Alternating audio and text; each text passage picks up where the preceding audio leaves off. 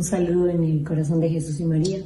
Vamos a comenzar esta lectura meditada del Evangelio poniéndonos en la presencia de Jesús, para que sea Él quien nos diga qué tiene pensado para ti y para mí decirnos hoy con este Evangelio, porque sin duda Él ha pensado en nosotros desde siempre y ha esperado este momento para decirnos un mensaje. ¿Cuál es ese mensaje? Dispongamos el corazón para poder vivir este Evangelio, para poder meditarlo en el corazón y para poder saber qué tiene Jesús preparado para nosotros. En el nombre del Padre, del Hijo, del Espíritu Santo. Amén.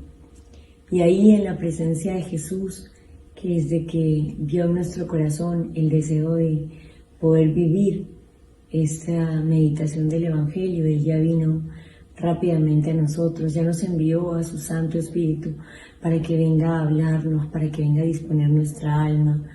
Ahí pidámosle su presencia, digámosle: Santo Espíritu de Dios, ven, háblame al corazón, ven, dime qué es lo que Jesús quiere decirme, ven, ayúdame en esa decisión que quiero tomar. Ven, Santísima Virgen María, tú que conoces a Jesús como nadie, ven, mamá, susúrrame al oído qué es lo que Jesús tiene pensado para mí. Quizá una palabra pequeña, mamá, quizá una palabra muy grande, una frase muy grande, pero lo que nunca cabe duda es que es la respuesta que mi corazón necesita, es el camino que mi corazón necesita iniciar ahora.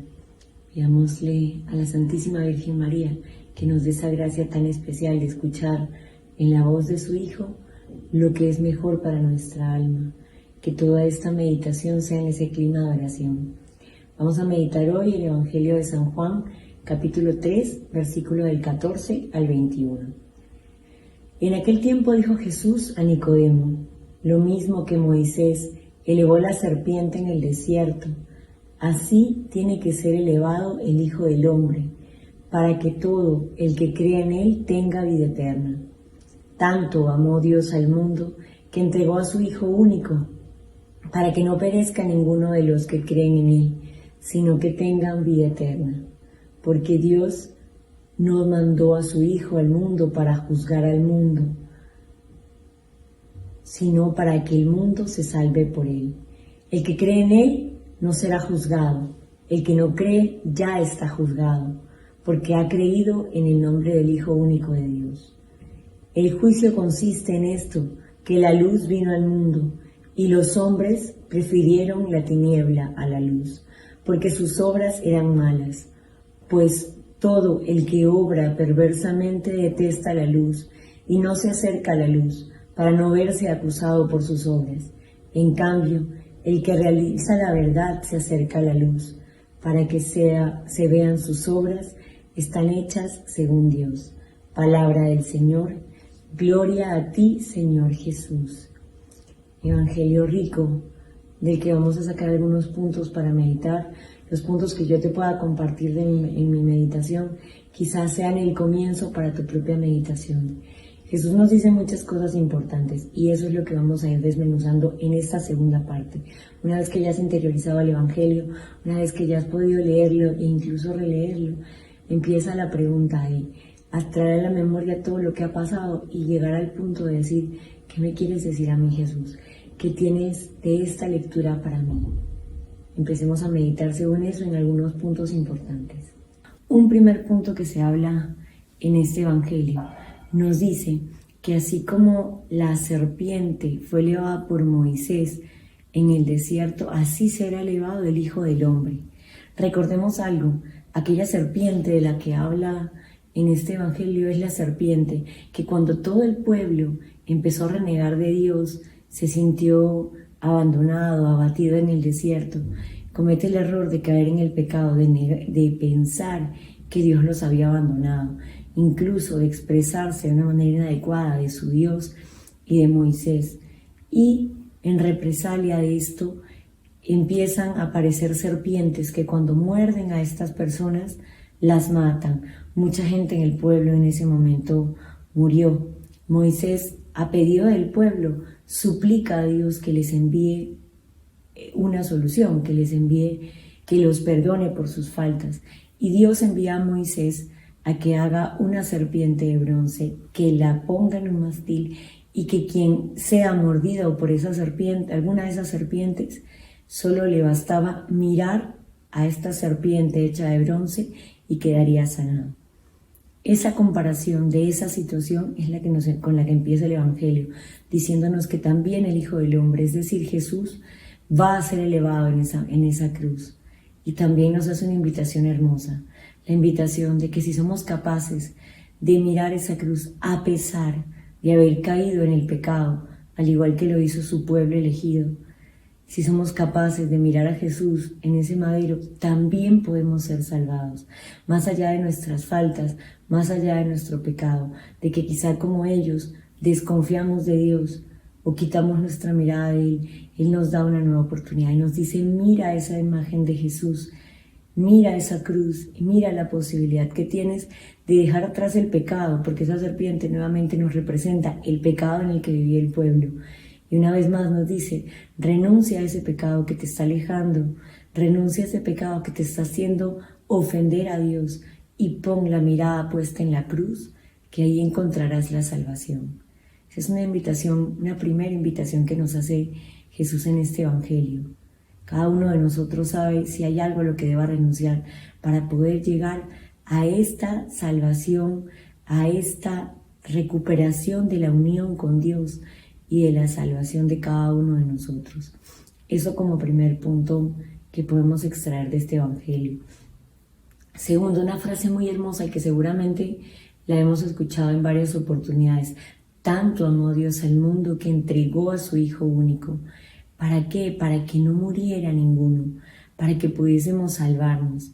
Y miren cuán grande es ese amor, cuánto amor nos tiene, que entregó a su Hijo único, hace la aclaración.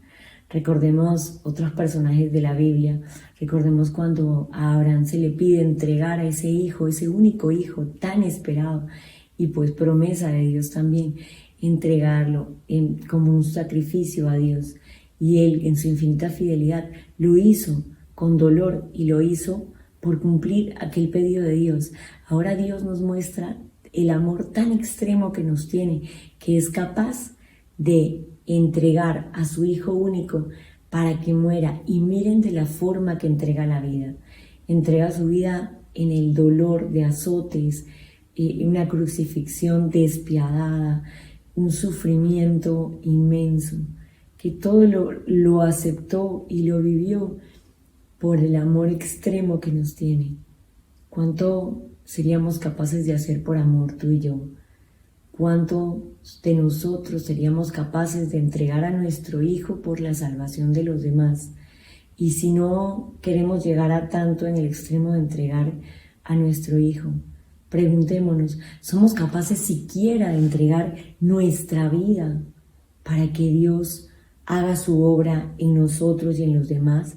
¿Somos capaces de poder dejar que Dios tome el control de nuestra vida, renunciar a nosotros para poder extender su amor como lo hizo Jesús? Jesús dio su vida por la salvación tuya y mía.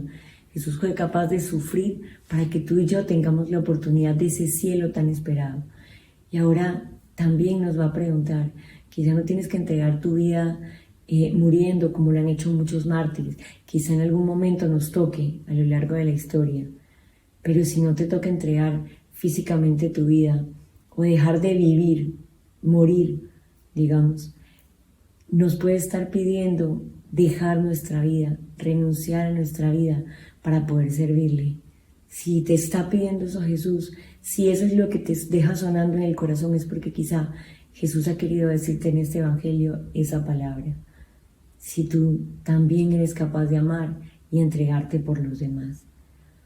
Un tercer punto que quisiera rescatar de esta lectura dice que Dios no mandó a Jesús para juzgar al mundo, no mandó porque quería juzgar y condenarnos, sino para que el mundo, para que tú y yo nos salvemos por eso. Porque Dios lo único que quiere en el infinito amor que nos tiene es nuestra salvación. Dios lo único que busca para tu corazón y el mío es que podamos volver a ser felices, que podamos encontrar esa felicidad plena en el corazón, que podamos tú y yo llegar a ese cielo del que quizá nunca debemos haber perdido la vista, a ese cielo, a ese lugar maravilloso donde veríamos a Dios en su infinito amor, donde viviríamos con Él en esa felicidad absoluta. Pero habiéndolo perdido por el pecado original y en su extremo de amor, nos vuelve a dar la oportunidad para poder llegar ahí. Y nos dice, no vine a juzgarte. Jesús no vino a juzgarte, Jesús no vino a condenarte, Jesús no vino a contar cuántas faltas has cometido y a decirte no te acerques, no. Jesús lo que vino es a hablarte del amor de Dios, de su misericordia, de su justicia también.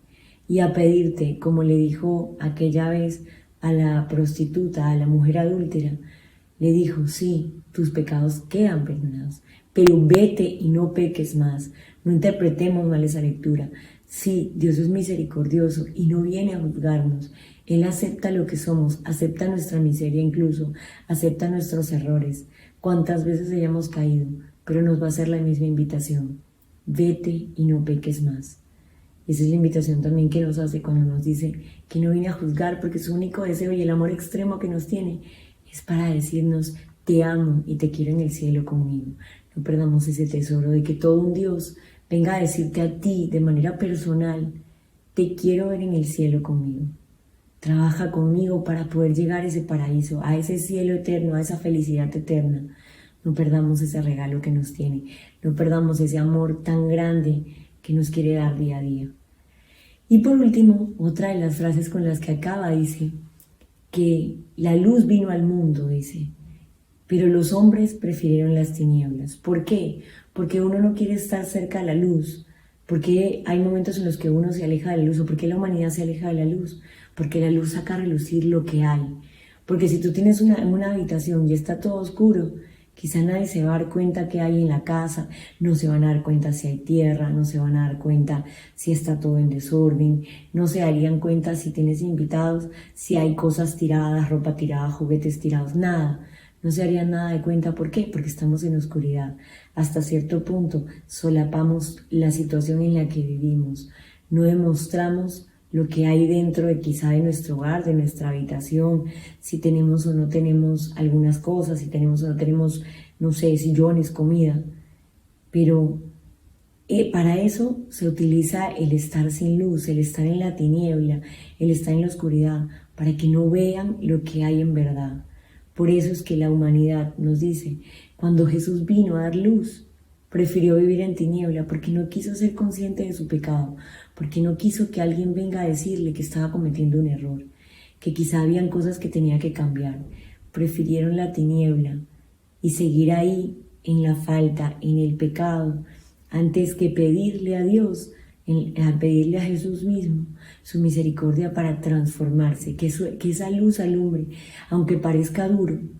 Y volviendo al ejemplo del desorden de la casa, aunque parezca duro prender la luz y que vean lo que hay, es lo mejor si uno quiere ordenar. Si tapamos una herida que hay porque nos golpeamos o algo, y para que no se note la tapamos, la cubrimos, lo más seguro es que se va a infectar. Lo más seguro es que va a supurar, lo más seguro es que vamos a terminar con eso complicado, que podemos llegar hasta perder la mano, la pierna, etc. Igual es con nuestra alma. Si tratamos de que no llegue la luz para que no se vea lo que somos soberbios, que somos impuros, que caemos en vicios, todo lo que Jesús sabe, aunque queramos que el mundo entero no lo sepa, Jesús lo sabe. Y si queremos taparlo, incluso ante Él, en algún momento saldrá la luz y quizás sea tarde y nuestra alma nunca llegue a gozar de esa felicidad y misericordia de Dios.